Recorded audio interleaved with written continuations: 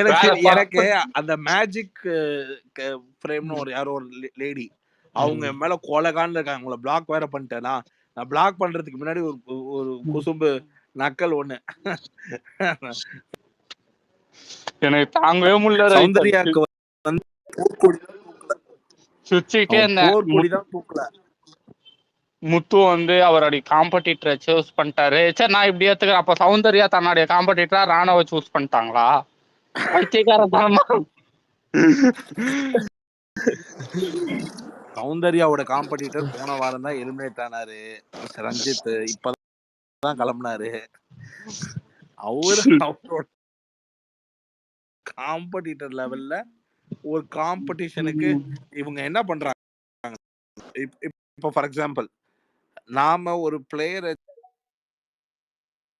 அவங்க ஒரு பிளேயரை ஜெயிக்கிறத விட காம்படிட்டிவ் பிளேயரோட ஸ்ட்ரென்த் அதிகமா எக்ஸ்போஸ் பண்றதா நினைச்சு காம்படிட்டிவ் பிளேயரோடைய மிஸ்டேக்ஸ ரொம்ப காம்பரண்டா பேசுறாங்க.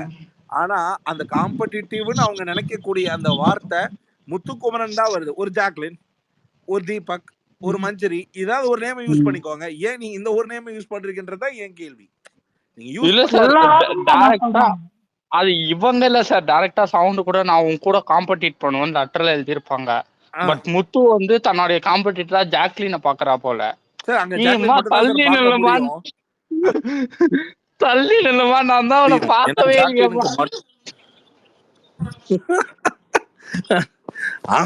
அவன் தான் இந்த வீட்டுக்குள்ள யாரு இருக்கவே கூடாது அப்படின்னு ஒரு கேள்வி கேட்கும் பொழுது ரொம்ப ரைட் ராயல்ட்டியா வந்து எடுத்து தெளிவா சொல்றான்.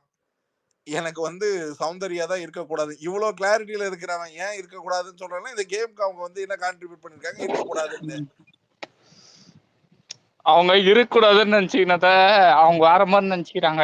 யுவர் அன்ஃபிட் யாரு அந்த உள்ள இருக்கிறதுக்கு அன்ஃபிட்ன்றதுதான் கொஸ்டினே. அதை டிப்ளமேட்டிக்கா கேட்டிருக்காங்க. அந்த அன்ஃபிட்டா சௌந்தர்யாவை முத்து பாக்குறா போல சௌந்தர்யா ராணுவ பாக்குறாங்க. இதை வந்து காம்படிட்டர் நினைச்சுன்னு பேசுறாங்க. இத வந்து ஒழுங்கா யோசிச்சு பாருங்களேன். ஒழுங்கா யோசிச்சா ராணவே அங்க சொல்றவங்க ஒரு ஒரு சேஃப் கேம்னு சொல்றதுதான் அதோட மெத்தடாலஜி. ஏன் ராணுவம் சொல்றாங்கன்னா அந்த ஒரு பர்பஸ்க்காக தான் சொல்றாங்க. அதையே ஒருவேளை சௌந்தர்யாவால முத்துன்னு பேரையே சொல்ல முடியலையே, முத்தோட மோதலாமா? நீங்க முதல்ல முத்துன்னு பேரை சொல்லுங்க. அங்க வந்து முத்துக்குமார் உள்ள இருக்கிறதுக்கு லாய்க்கே இல்லைன்னு சும்மாதான் சொல்லுங்களேன் சார். அவங்களே நான் முத்து கூட காம்படிட் பண்ணணும் தானே சார் இருக்காங்க. இப்போ பிரச்சனை என்ன, வெளில இருக்க ஃபேண்டம்ஸ்ல இருக்க பிரச்சனை.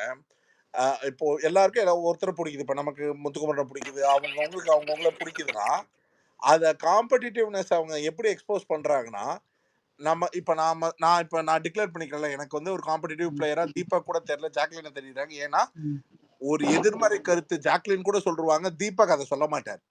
அவர் டிஃபெண்ட் மட்டும் தான் பண்ணுவார் தவிர அஃபென்சிவ் கேம் விளையாடவே மாட்டார் அவரு.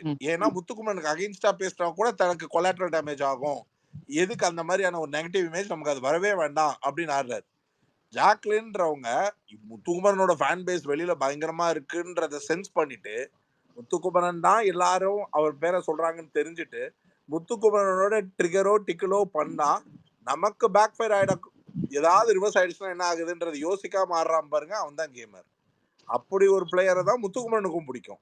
அதுதான் அவன் அதனாலதான் சார் அவரே ஒத்துக்கிட்டாரு ஜாக்க தன்னோட காம்படிட்டரா. ஆடுன்றாரு, என்னை எத்து நீ ஆடு, அது பார்க்க நல்லா இருக்கும், நான் ஆடுறேன், நான் முத்துக்குமரன் எத்த ஆடுறது அப்படின்றாரு. அதுதான் அங்க கேம். அதை விட்டு இன்னைக்கு எனக்கு அங்க ஒரு 5 நிமிஷம் இருக்கும் போது நம்ம யார் கிளாஸ் தெரியுமா, இந்த வாரம் யார் கிளாப் தெரியுமா, ஐயோ அப்பா போய் நீங்க கடைசி வரைக்கும் இப்படித்தான் ஒரு வின்னரை சூஸ் பண்ணிட்டு இருக்கீங்களாடா அப்படின்னு. ரைட்டு விளையாண்டெல்லாம் வேணாம். எனக்கு நீங்க வந்துட்டீங்க சார். நான் கொஞ்ச நேரம் இருந்தேன். கண்டென்ட் எப்படி கொடுத்தாங்க தெரியுமா? சௌந்தர்யா சமைக்கிறதுல ஒரு கண்டென்ட் கொடுத்தாங்க, கேமரா திரும்பவே இல்லை. எம்மா புளி எடுத்து உள்ள போட்டதுக்கு எங்க அம்மா கை இன்னைக்கு இந்த வாரத்தோட கண்டென்ட் அவங்க வச்ச புளிக்குழம்பு தான் நாங்க பாருங்க. Oh my God. உண்மையா எங்க வீட்டுல கழுவி ஊத்துனாங்க சார். புளிய கரைச்சிட்டு ஊத்தணும்ன்ற அறிவு கூட இல்லாமையா பண்ணோம்.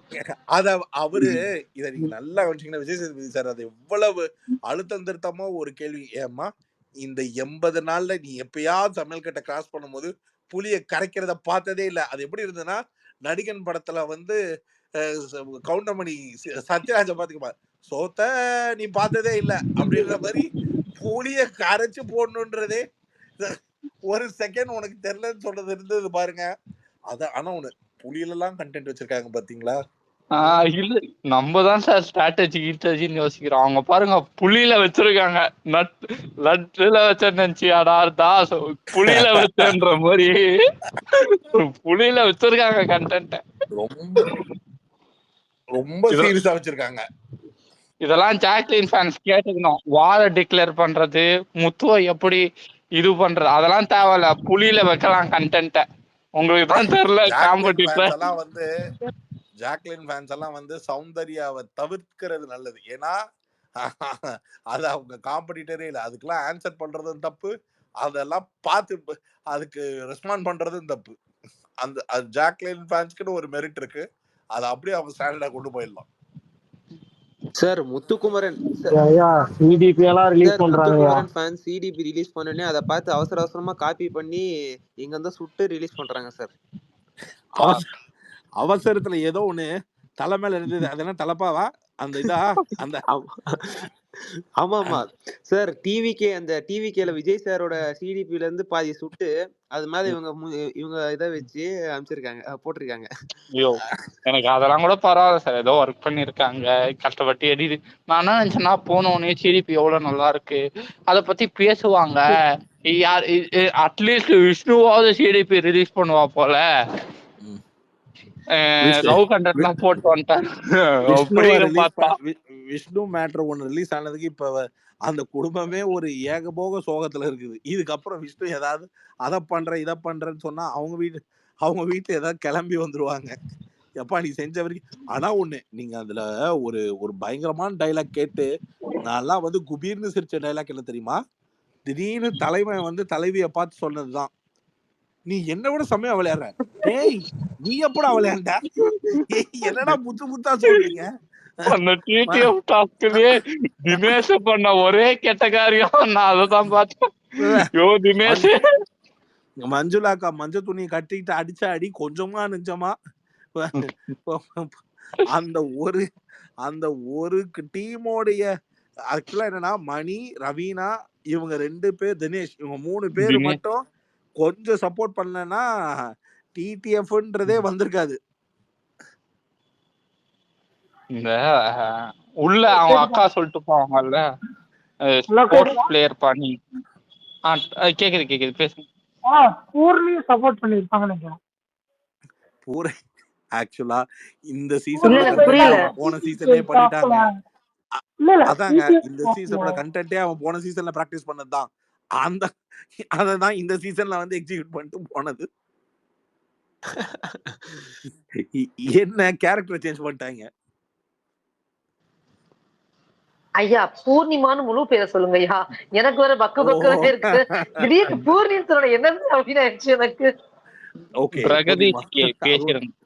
கை தூக்கிட்டே இருக்காரு. சொல்லுங்க பிரகதீஷ் ப்ரோ சொல்லுங்க. ரவி சார் வணக்கம் சார். வணக்கம் சார்.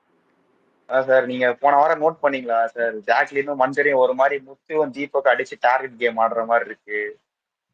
ஏதோ ட்ரை பண்ற முத்து தான் டாப்ல இருக்காங்கன்னு சென்ஸ் பண்ணிட்டு முத்து அடிச்சாதான் நம்ம வேலை முறை முடியும்டான்ற மாதிரி அன்னெசரி ஃபைட்ஸ் எல்லாம் கிரியேட் பண்ற மாதிரி தோணுது. முத்து ஒரு சிம்பிள் லாஜிக் ப்ரோ. அதை நீங்க இந்த ஆங்கிள் மட்டும் பாருங்க.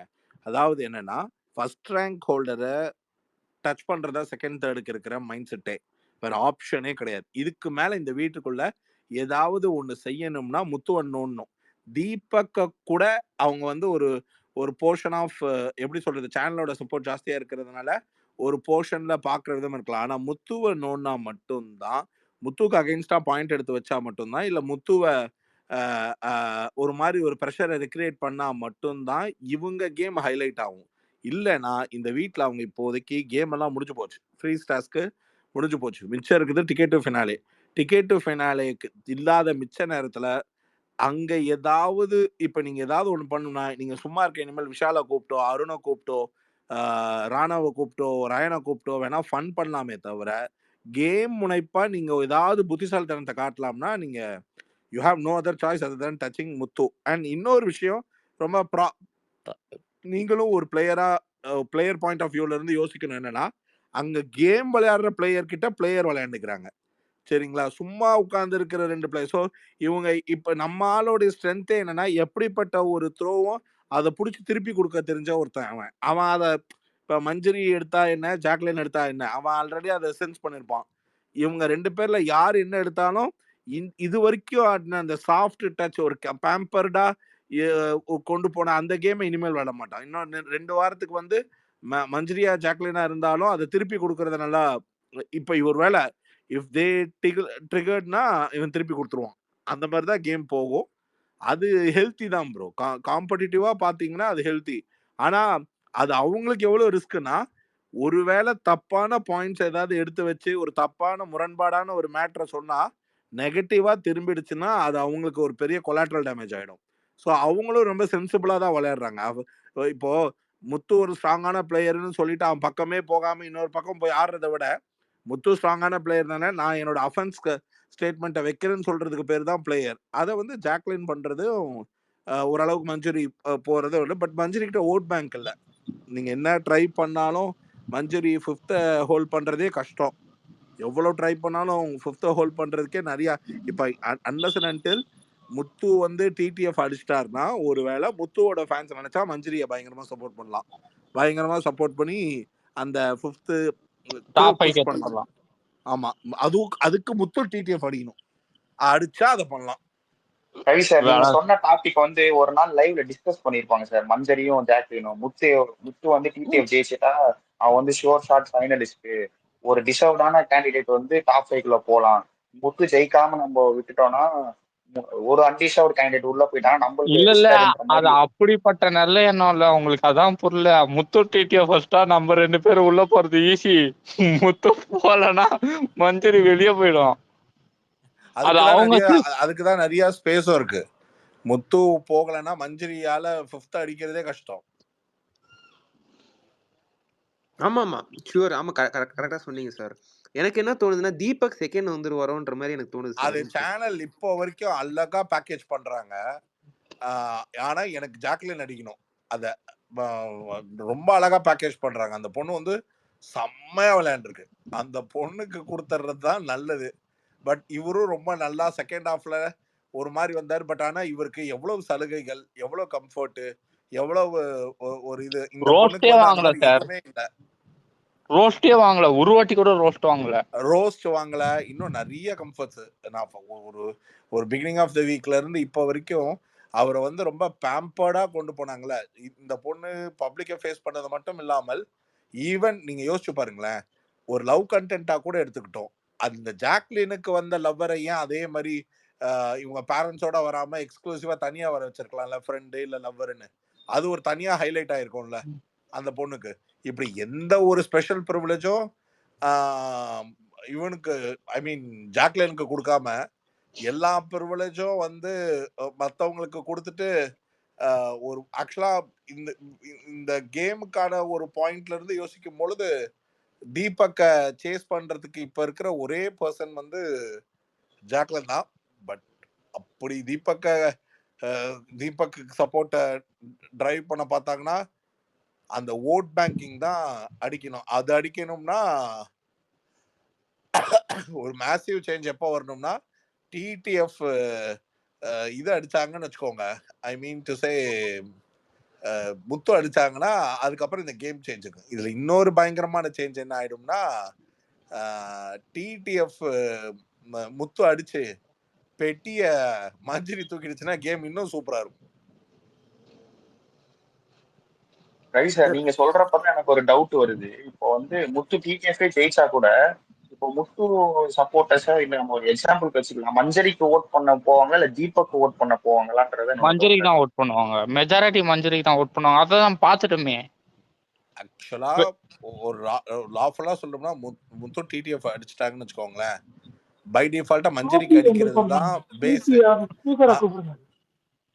மஞ்சரிக்கு பண்றது தான் கரெக்டா இருக்கும். காரணம் என்னன்னா, in a very short span of time top 5 வர அளவுக்கான பொட்டன்ஷியல் இருக்கிறதுக்கு ஒரு குவாலிட்டியை காமிச்சதுனால முத்து ஃபேன்ஸோ இல்ல ஆர்கானிக்கான மஞ்சரிக்கு இருக்கிற லிமிடெட் ஃபேன்ஸோ சப்போர்ட் பண்ணா அது என்ன ஒரு மோட்டிவேட்டடா இருக்கும்னா, வைல்ட் கார்ட்ல இருந்து குவாலிட்டியான பிளேயர் உள்ள வந்தாங்கன்ற அந்த ஸ்டாண்டர்டும் இன்க்ரீஸ் ஆகும்.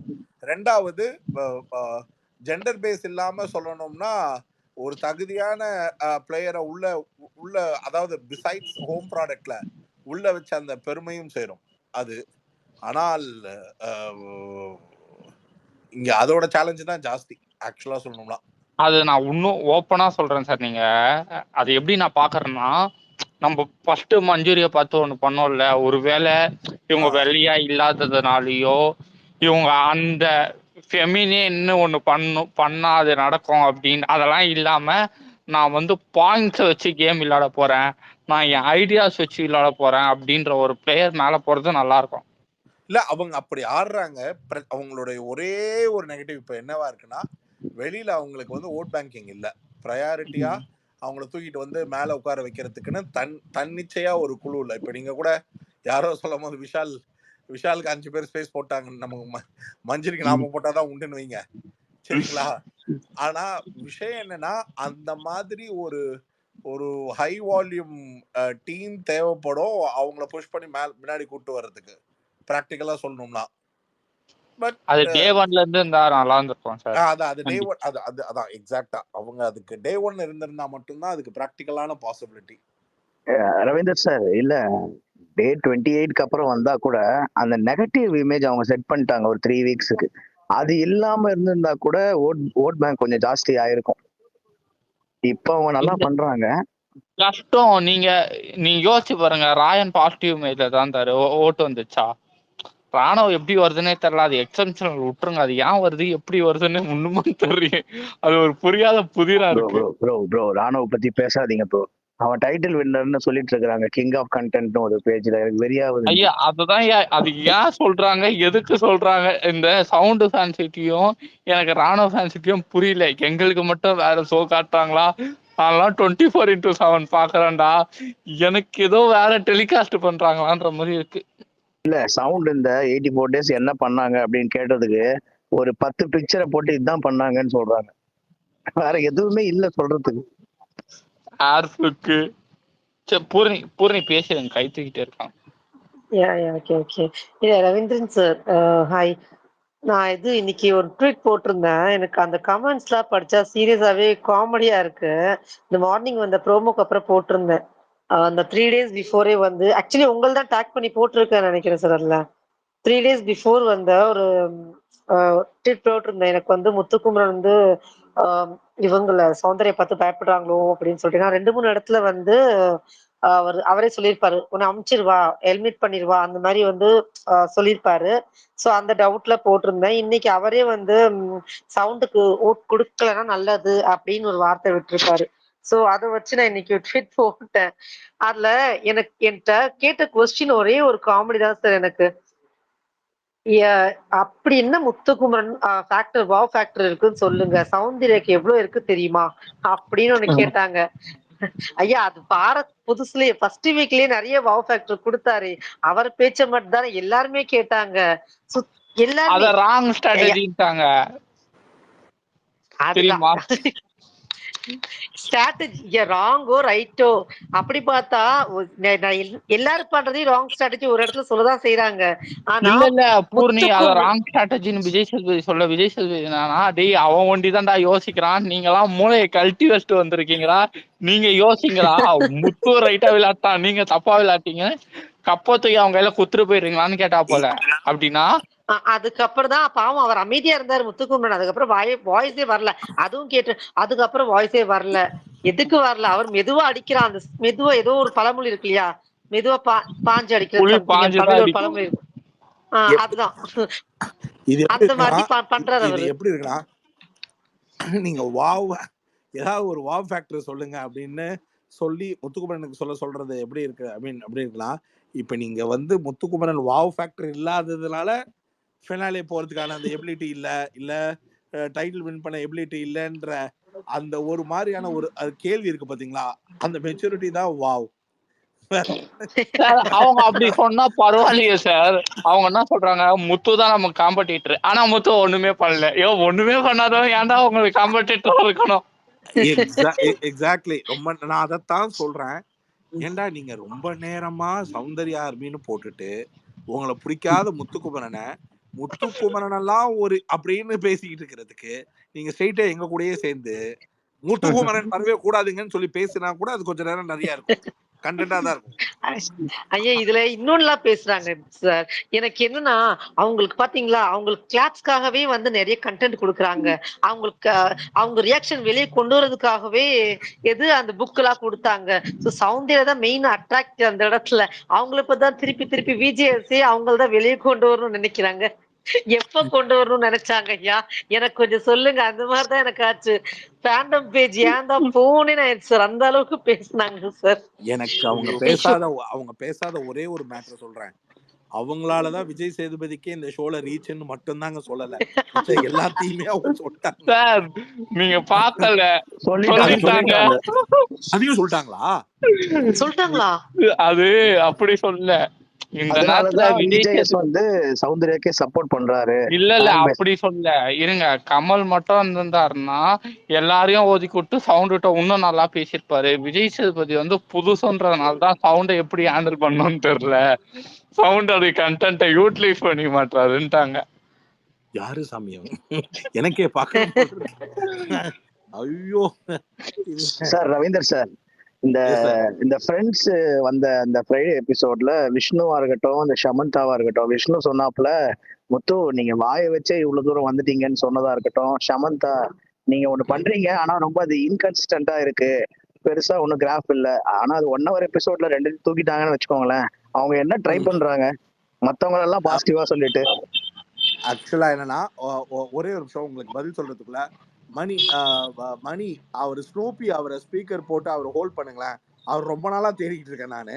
அது இவருக்கு பதில் ஸ்பீக்கர்ல தான் இருக்காரு சார். நானும் உங்களை ரொம்ப நாளா தேடிட்டு இருக்கேன் சார். நான் ஏதோ நான் ஜெவனேன்றத புடிச்சு போட்டு அடியன்னு அடிச்சிட்டு இருக்காங்க சார். இருங்க ஏதோ காசு பத்திங்க நல்ல மேட்டர் சார். அது முடிக்கலாம். ஆக்சுவலா என்னன்னா இவங்க 2 பேரும் வந்து ஆக்சுவலா விஷ்ணுவோடைய ஓவரால் பாயிண்ட் வந்து உள்ள போய் அவர் வந்து வாயை வச்சே பொழைச்சிக்கிட்டீங்க அப்படின்னு இவர் வந்து அப்படியே கவுண்டர், ஐ மீன் இந்த அது என்னது சர்காஸ்டிக் வேல அவர் வந்து புட் டவுன் பண்றாராமா. அதாவது என்னன்னா நீ எல்லாம் வெறும் வாய் தான், வேற ஒண்ணும் இல்லைன்றத வந்து ரொம்ப இங்கீதமா ஒரு எப்படி சொல்றது, அதர் தேன் நீ பேசுறதை தவிர ஒண்ணும் இல்லைன்றதை எப்படி ஒரு வேல கன்வே பண்ணுமோ அந்த வேல கன்வே பண்றதுக்கு எப்படி பேசணுமோ அப்படி பேசிட்டு வர்றாரு அவரு. இன்னொருத்தர் எல்லாருக்குமே இருக்கிற ஒரு ஒரு தாட் ப்ராசஸ் எப்படின்னா எல்லாருக்கும் பொதுவா அவரு பேசுறாரு. அதுல யாருக்கெல்லாம் வந்து இந்த கிராஃப் ஆஃப் டாக்ல வந்து ஒரு ஈர்ப்பு வந்து கனெக்ட் ஆகலையோ அவங்கெல்லாம் வந்து அதை பேசுறதே வந்து நெகட்டிவ் டூல் ஆக்குறாங்க. இப்ப இவருடைய திறமையே வந்து அந்த பேசுறது தான்னா அந்த பேசுறதை தான் நம்ம வச்சு அடிக்கணும் அப்படின்றத அதை தான் வந்து அந்த சமந்தா இருக்கட்டும் இல்லை இவங்களா இருக்கட்டும் இவங்களுடைய கிராஃப்ல எது அட்ராக்டிவ் பாயிண்டா இருக்கோ அந்த அட்ராக்டிவ் பாயிண்டே நெகட்டிவா இருக்குன்றத வந்து ஃப்ரேம் பண்ண ட்ரை பண்றாங்க. அதை ஃப்ரேம் பண்ணிட்டோம்னா என்ன ஆகிடும்னா நேச்சுரலி அந்த கான்ஃபிடன்ஸ் வந்து டிமாரலைஸ் ஆகும். இல்ல ஓகே நம்ம கொஞ்சம் டூ மச்சா பேசுறோம். அவன் அதெல்லாம் ரொம்ப தெளிவா கேட்டுட்டு தான் இன்னைக்கு யாரை வீட்டுக்கு விட்டு வெளில அனுப்பணும் சௌந்தர்யான்ட்டு போயிட்டான். ஆனா ரவீந்தர் சார், முத்துக்குமரன் ஃபேமிலி வந்த போது எந்த அட்வைஸும் கொடுக்கல. இவனும் எதுவும் முத்துக்குமரனும் எதுவும் வேணான்னு சொல்லிட்டாங்க. ஆனா அவங்க அம்மா சொன்னது ஒன்னே ஒண்ணுதான், தம்பி நீ பேசாம மட்டும் இருக்காதப்பா, யார் என்ன சொன்னாலும் இன்னும் நிறைய பேசுப்பா, அதை மட்டும் தான் நான் கேட்கணும் அப்படின்னு சொன்னாங்க. அதான் சொல்றாங்களேன். இது இப்ப யார் இப்போ ஒரு விஷயம் இருக்குல்ல, சில பேர் பேசுறது கேட்க பிடிக்கும், சில பேர் பேசாம சத்தம் போடுறதை கேட்கறதே நல்லா இருக்குன்ற மாதிரி ஒரு சில பேருக்கு அந்த சத்தம் பிடிச்சிருக்கு. அதனாலதான் பேசுறதுக்கும் சத்தத்துக்கும் இங்க பயங்கர சண்டை போய்கிட்டே இருக்கு. சத்தமா கேட்டா ஒருத்தங்களுக்கு புரியுது, ஒழுங்கா பேசினா ஒருத்தங்களுக்கு புரியுது. இந்த பேச்சுக்கும் சத்தத்துக்கும் தான் இங்க சண்டை ரொம்ப பெருசா போயிட்டு இருக்கு. எனிவேஸ் தம்பி ஸ்னூப்பி, நான் ஏதோ உனக்கு காசு கொடுத்துட்டு போன மாதிரியும் நீ அதனால எனக்கு எனக்கு எனக்கு நீ மார்க்கெட்டிங் பண்ண மாதிரியும் நிஜமா சொல்றேன். எனக்கு நான் ஆக்சுவலா வெளியில வரும்போது நான் வெளியில வந்து இருந்த ஒரு ரிசார்ட்ல தங்க வச்சிருந்தாங்க. அப்போ கையில இருந்த யூடியூப்ல பரவலா அன்னைக்கு பேசி நான் ஐ மீன் எவிக்ஷன் தெரிஞ்சப்போ பேசினப்போ அதாவது பயங்கரமா வெறி கொண்டு பேசிட்டு இருந்ததுனால அதுல உங்களை முதல்ல நான் அதுலதான் பாக்குறேன். அது மாதிரி நிறைய பேரோட பார்த்தேன். அதனால வந்து என்னோட இன்ஸ்டாகிராம்ல தேங்க் நோட்ல உங்க பேரை சொன்னேன். அவ்வளவுதான். வேற எந்த இடத்துல நான் நான் வந்து உங்களுக்கு ஏதோ நான் பார்த்தேனா காசு கொடுத்தேனா அவன் என்னென்னமோ சொல்றான். எனக்கு வேற அப்படி சொல்லியிருந்தா அவர் என்னை ஏன்டா காப்பாத்தலன்னு தான் நான் அவன்கிட்ட கேட்டேன். எங்களுக்குலாம் தராம போயிட்டீங்க சார். ஆக்சுவலா சார் நீங்க வந்து இதுலயே ஒண்ணு மாத்தி சொல்றீங்க. உங்களுக்கு எனக்கு பெருசா பர்சனல் கனெக்ட்லாம் கிடையாது. ஆனா இந்த முன்னாடி நீங்க பேசிருக்கீங்க. நான் தான் சொல்றேனே பெருசா பர்சனல் கனெக்ட் கிடையாது. அது கரெக்ட். அத நானும் என்னோட வீடியோல ரொம்ப கிளியரா சொல்லிட்டேன். எனக்கு சார தெரியவே தெரியாது. ரேண்டமா பாத்துருக்காங்க. ஒரு தடவை நான் கிளப் ஹவுஸ்ல இருக்கும்போது வந்தப்போ கரெக்டா நான் உள்ள போனேன். ஸ்னூபியோட சேனல் நான் பாத்துருக்கேன்ப்பா எனக்கு பிடிக்கும்னு சொல்லி ஒரு தடவை சொல்லியிருக்காங்க. நான் இப்பவும் நான் வெளியில வந்து பாத்துட்டு தான் பேசினேன். சும்மா தான் பேசல. நான் அந்த சேனல்ல பாத்துட்டு கவுண்டர் எப்படி நான் அதுக்கு அப்புறமும் இப்பவும் 2 வாரத்துக்கு முன்னாடி கூட அந்த இந்த ரஞ்சித் எவிக்ஷன் அப்போ பேசினது அது மாதிரி நான் ரெகுலரா பாத்துட்டு இருக்கேன். பார்க்காமலாம் கிடையாது. ஆனா எனக்கு உங்களை பர்சனலா தெரியுன்ற மாதிரி விஷ்ணு சொன்னது எனக்கு ஷாக் ஆயிடுச்சு. எனக்கு என்ன தெரியும், சரி எட்ரா அவர் கால்ல ஏறான்னா அதுவும் எடுக்க மாட்டேன்ட்டான். சரிடா இதுதான் இங்கதானே இருக்கோம் வா அவர் கூப்பிடலாம் அப்படின்னா கரெக்டா அன்னைக்கு நீங்க லேட் என்ட்ரி போல எங்க 2 பேரோட சண்டை மேல வந்தார் சார். ஸ்னூபி மேல வந்து எனக்கு தெரியவே தெரியாதுன்ட்டாங்க. அதுக்குள்ள உங்களை தூக்கிட்டாங்க. இல்ல நான் கொனர் ஆக்சுவலா உள்ள இருந்தேன். நீங்க ரொம்ப நேரம் ரொம்ப பர்சனலா ஃபைட் போச்சு. உடனே நான் பார்த்தேன் ஐயோ பர்சனலா போயிட்டு இருக்கு. நான் வெளியே போயிட்டேன். வெளியே போன பிறகு தான் நீங்க பேசியிருக்கீங்க. அப்புறம் தான் எனக்கு சொன்னாங்க ப்ரோ உங்களை பார்த்தா ஏதாவது சொல்றாங்க. திருப்பி உள்ள வர நீங்க இல்ல. நீங்க இல்லன்னு திருப்பி நான் ஸ்பேஸ்ல ஏரியா சொல்லிட்டேன். எனக்கு பர்சனல்லாம் 2 பேரையுமே தெரியாது. 2 தடவை சார் என்ன பார்த்து பேசியிருக்காங்க. அதுவும் ரேண்டமா கிளப் ஹவுஸ் போகும்போது ஒன்று ஸ்பேஸ்ல போகும்போது ஒன்று. அவ்வளவுதான். இதை தாண்டி எனக்கு தெரியாது. அப்புறம் கடைசியில் எவிக்ட் ஆகி வெளியே வந்தப்போ இன்ஸ்டால லைவ் வந்தப்போ அதுல ஒரு தடவை சொன்னாங்க. அவ்வளவுதான். இதை தாண்டி எனக்கு கனெக்டே கிடையாது. எதுக்கு இந்த டாக் வந்துச்சுன்னே தெரியல. எனக்கு அதுக்கு சம்பந்தமே கிடையாது. என்ன விட்டுருங்கன்னு சொல்லிட்டு வந்துட்டேன். அவ்வளவுதான். நான் தான் நினைக்கிறேன் இப்படி ஆப்போசிட்டான இப்ப நம்மளாம் வந்துச்சுல போனு அதே மாதிரி அந்த அவர் என்ன நினைச்சாரு நீங்க தேங்க்ஸ் சொன்னவங்களுக்குலாம் இப்ப இவர் பண்ண மாதிரி எல்லாரும் பண்ணி